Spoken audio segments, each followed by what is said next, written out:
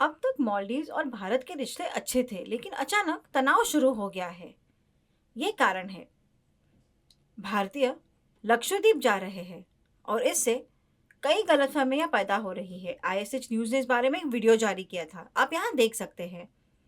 अब एक अपडेट आया है, भारतीय काफी गुस्सा हुए हैं और उन्होंने तस्वीरें और hashtag boycott Maldives, hashtag visit Lakshadweep जैसे हैशटैग पोस्ट किए हैं। ये सोशल मीडिया पर वायरल हो गया है। वरिष्ठ नेताओं ने अपमानजनक कमेंट्स की है। काफी विवाद चल रहा है।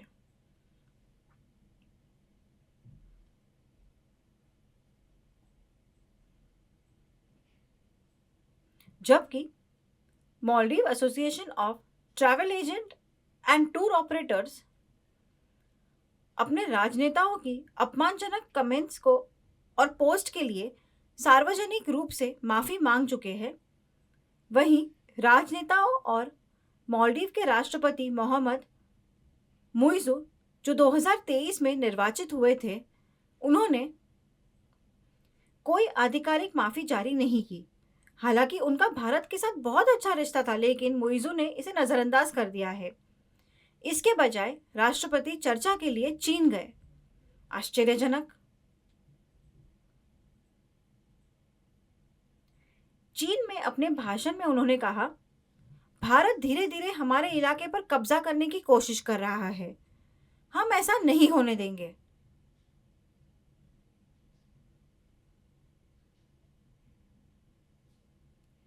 इस क्षेत्रीय अखंडता का चीन दृढ़ता से सम्मान करता है और भारत नहीं।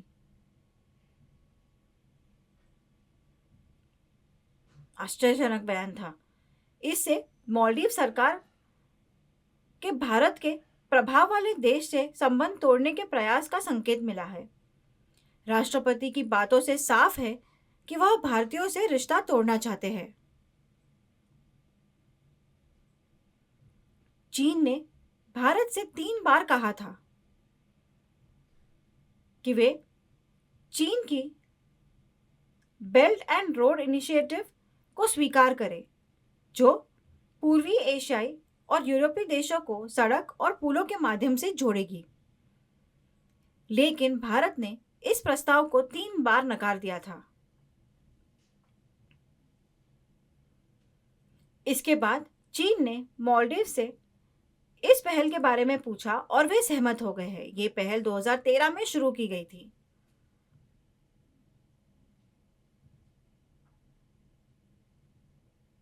उन्होंने पहले ही सड़क और पुल बनाना शुरू कर दिया है। अपने भाषण में राष्ट्रपति मुइज़ु ने कहा, मालदीव्स के लोग स्वास्थ्य देखभाल और शिक्षा के लिए भारत और श्रीलंका की यात्रा करते हैं। अब इस सेवा का विस्तार यूएई और थाईलैंड तक होगा।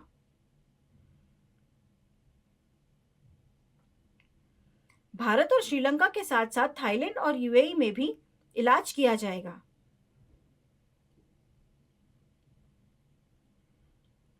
इससे लोग काफी आश्चर्यचकित रह गए। अपनी चीन यात्रा के दौरान राष्ट्रपति मुइज़ु ने चीनी सरकार के साथ 20 सूत्रीय समझौते पर हस्ताक्षर किए।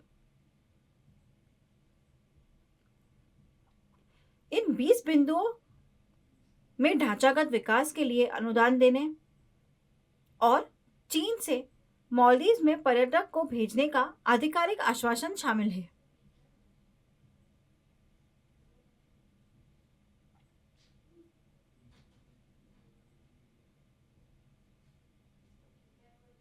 राष्ट्रपति मुइज़ु ने कहा, चीन ने कोरोना महामारी से पहले मालदीव में सबसे बड़ी संख्या में पर्यटक भेजे थे और उस संख्या को दुगना करने के लिए कदम उठाए जाएंगे। 2023 में मालदीव्स के कुल पर्यटन के 11% के लिए अकेले भारत जिम्मेदार था। चीन से लौटने के बाद राष्ट्रपति मुइज़ु ने भारत से 15 मार्च 2024 तक मालदीव से सभी सैन्य टुकड़ियों को वापस बुलाने को कहा है।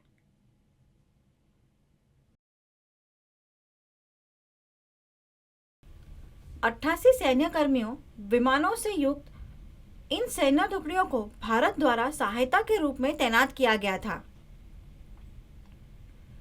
हालांकि राष्ट्रपति मुइज़ो उन सभी को हटाना चाहते हैं। इससे भारतीय गुस्से में है। ये मालदीव्स ही था जिसने भारत से बचाव, मानवीय सहायता और चिकित्सा निकासी के लिए मदद का अनुरोध किया था। लेकिन अब वे चाहते हैं कि भारतीय सेना मालदीव से बाहर हो जाए।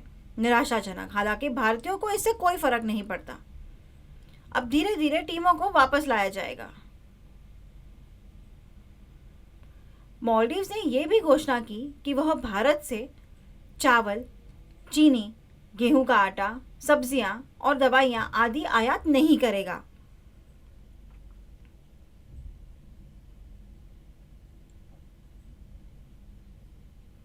राष्ट्रपति मुइज़ो ने घोषणा की कि मालदीव्स इन्हीं उत्पादों को आयात के लिए यूरोप, अमेरिका और तुर्की के साथ समझौता कर चुका है और भारत से इनमें से कुछ भी आयात नहीं किया जाएगा।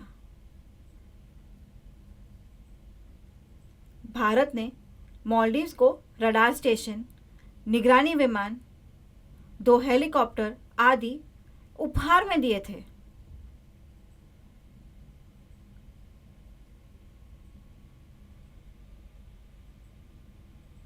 हालांकि मालदीव ने भारत को धोखा दिया।